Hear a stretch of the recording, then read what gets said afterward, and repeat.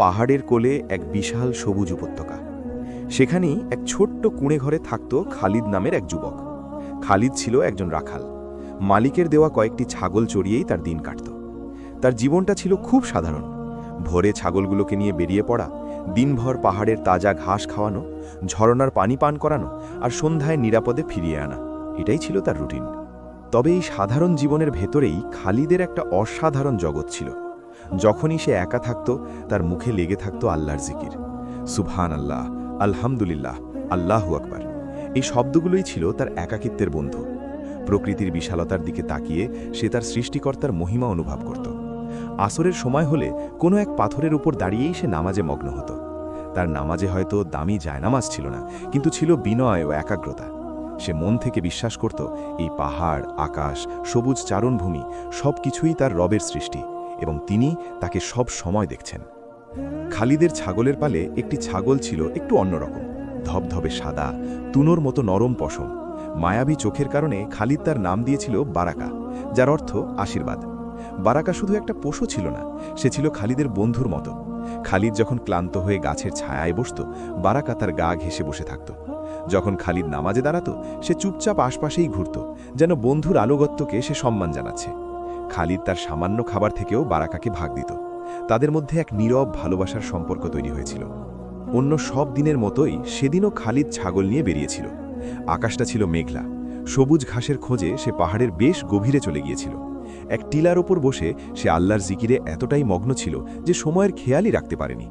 হঠাৎ মেঘের গর্জন আর ঝোড়ো বাতাসে তার হুঁশ ফিরল। সে দেখল আকাশ কালো করে বৃষ্টি নামার উপক্রম। সে তাড়াতাড়ি ছাগলগুলোকে একত্র করতে লাগল, কিন্তু গুনতে গিয়ে তার বুকটা ধড়াস করে উঠল। বারাকা কোথায় নেই। সে বারাকা বারাকা বলে চিৎকার করতে শুরু করল, কিন্তু পাহাড়ের প্রতিধ্বনি ছাড়া আর কিছুই তার কানে এলো না। এক মুহূর্তে তার শান্ত পৃথিবীটা ওলটপালট হয়ে গেল। যে ছাগলটি ছিল তার জীবনের আশীর্বাদ, সেটাই আজ হারিয়ে গেছে। সূর্য পশ্চিমে ঢলে পড়েছে। দিনের আলোর সাথে পাল্লা দিয়ে খালিদের বুকের ভেতর ভয় বাড়ছিল। ঝোড়ো বাতাস আর বৃষ্টিতে চারপাশ ঝাপসা। সে পাগলের মতো এক পাহাড় থেকে আরেক পাহাড়ে, এক ঝোপ থেকে আরেক ঝোপে বারাকাকে খুঁজছিল। চিৎকারে তার গলা ভেঙে আসছিল, কিন্তু সে থামেনি। প্রতিটি পাথরের আড়ালে, প্রতিটি গাছের নিচে সে উকি দিয়ে দেখছিল যদি তার প্রিয় সঙ্গীর দেখা মেলে। কিন্তু রাত নেমে এলো। যে উপত্যকা দিনে তার কাছে স্বর্গের মতো লাগত, সেই উপত্যকাই এখন ভয়ঙ্কর লাগছিল। বন্য পশুর ডাক তার ভয়কে আরও বাড়িয়ে দিচ্ছিল। একসময় খালিদের শরীর ক্লান্তিতে ভেঙে পড়ল, পা দুটো আর চলছিল না। শারীরিক কষ্টের চেয়েও তার মানসিক যন্ত্রণা ছিল হাজার গুণ বেশি। তার মনে হচ্ছিল এই বিশাল পৃথিবীতে সে একদম একা। বারাকাকে সে নিজের সন্তানের মতো ভালোবাসত, কিন্তু আজ সে কোথায়? কোনো হিংস্র নেকড়ে কি তাকে আক্রমণ করল, নাকি পথ হারিয়ে কোনো খাদে পড়ে গেল? এই চিন্তাগুলো তার হৃদয়কে ছিন্ন বিচ্ছিন্ন করে দিচ্ছিল। অবশেষে সব আশা ছেড়ে দিয়ে বিধ্বস্ত অবস্থায় খালিদ তার কুঁড়ে ঘরে ফিরে এলো। পাল ফিরে এসেছে, কিন্তু বারাকার শূন্যস্থানটা তার বুকটাকে দুমড়ে মুচড়ে দিচ্ছিল। সে ঘরের এক কোণে বসে পড়ল। কাঁদার শক্তিটুকুও সে যেন হারিয়ে ফেলেছিল। এই চরম অসহায়ত্বের মুহূর্তে তার মনে এক অন্যরকম ভাবনা এলো। সে নিজের জীবনের দিকে ফিরে তাকালো।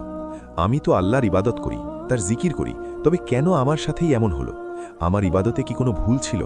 তার মনে পড়তে লাগলো নিজের ছোট ছোট ভুলগুলোর কথা। হয়তো কখনো সে মালিকের অগোচরে একটু বেশি বিশ্রাম নিয়েছে, হয়তো ছাগল চড়ানোর সময় অন্যমনস্ক ছিল। তার মনে হলো এই ছোট ছোট পাপগুলোই হয়তো আল্লাহকে অসন্তুষ্ট করেছে।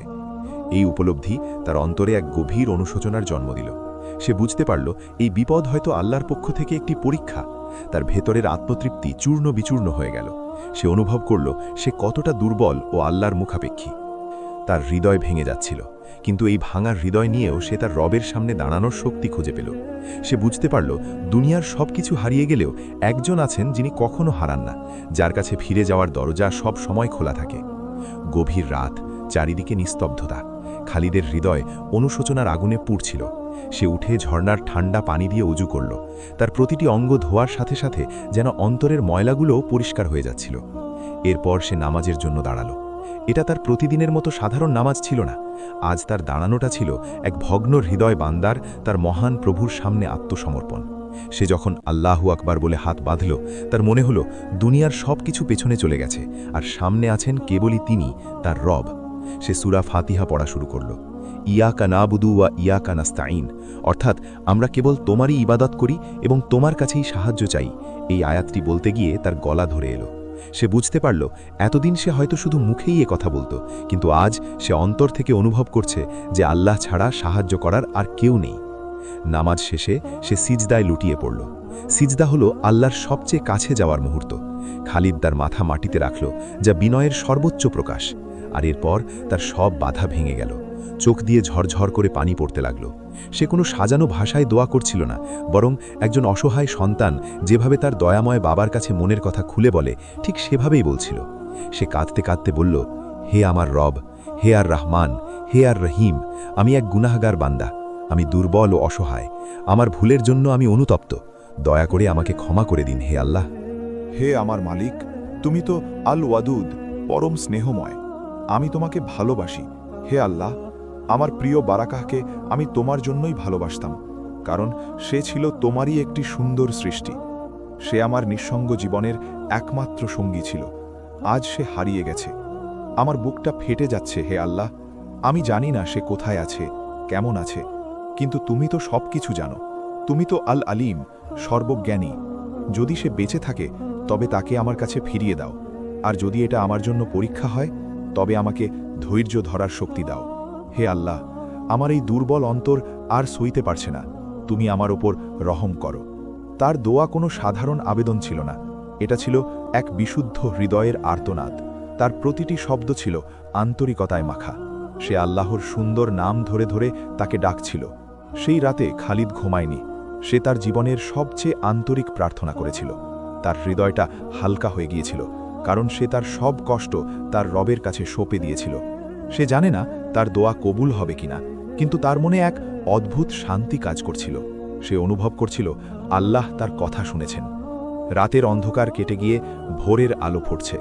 খালিদ নামাজের পর ক্লান্ত শরীরে কুড়ে ঘরের দরজায় এসে বসল। তার মনটা আগের চেয়ে শান্ত, কিন্তু বারাকাহকে হারানোর কষ্টটা এখনও আছে। হঠাৎ করেই দূরের পাহাড়ের চোঁড়ার দিকে তার চোখ গেল। একটি সাদা বিন্দু ধীরে ধীরে নিচের দিকে নেমে আসছে। প্রথমে সে ভাবল এটা হয়তো তার চোখের ভুল। সে চোখ কচলে আবার তাকালো। বিন্দুটি আরও স্পষ্ট হল। তার বুকের ভেতরটা আবার ধুকপুক করে উঠল। এ কি তবে বারাকাহ? বিন্দুটি যত কাছে আসছিল, খালিদের হৃৎস্পন্দন ততই বাড়ছিল। অবশেষে সে স্পষ্ট দেখতে পেল, এ তো তারই বারাকাহ। ধবধবে সাদা শরীর, মায়াবী চোখ। সে অক্ষত অবস্থায় ফিরে আসছে। বারাকাহ দৌড়ে এসে খালিদের পায়ের কাছে গা ঘষতে লাগল, যেন সেও তাকে সারা রাত ধরে খুঁজেছে। খালিদ তাকে জড়িয়ে ধরল। তার চোখ দিয়ে আবারও পানি পড়তে লাগল, কিন্তু এবার তা দুঃখের নয়, আনন্দের, সীমাহীন কৃতজ্ঞতার। সে সিজদায় পড়ে গেল। আলহামদুলিল্লাহ, আলহামদুলিল্লাহ। এই শব্দ ছাড়া তার মুখ দিয়ে আর কিছুই বেরোচ্ছিল না। সে বুঝতে পারছিল এটা কোনো সাধারণ ঘটনা নয়, এটা এক অলৌকিক প্রতিদান। এটা তার রবের পক্ষ থেকে তার আন্তরিক দোয়ার সরাসরি উত্তর। আল্লাহ কেবল তার প্রিয় ছাগলটিকেই ফিরিয়ে দেননি, বরং তার চেয়েও বড় কিছু দিয়েছেন। তিনি খালিদের হৃদয়ে তার প্রতি এক অটুট বিশ্বাস ও ভালোবাসা তৈরি করে দিয়েছেন। খালিদ বুঝতে পারল আল্লাহ তার কতটা কাছে। তিনি তার বান্দার ডাক শোনেন, এমনকি সবচেয়ে ক্ষীণ আর্তনাদও তার আরশে পৌঁছে যায়। এই ঘটনার পর খালিদের জীবন পুরোপুরি বদলে গেল। সে আগের মতোই রাখালের কাজ করত, কিন্তু তার অন্তরটা ছিল আল্লাহর প্রেমে পরিপূর্ণ। তার প্রতিটি কাজে থাকত আল্লাহর স্মরণ। সে এখন শুধু নিজের জন্য নয়, সমস্ত সৃষ্টি জগতের জন্য দোয়া করত। সে বুঝতে পারল আল্লাহর ভালোবাসা পাওয়ার অর্থ হল দুনিয়ার সব কিছু পেয়ে যাওয়া, কারণ যার সাথে আল্লাহ থাকেন তার আর কিছুর প্রয়োজন হয় না।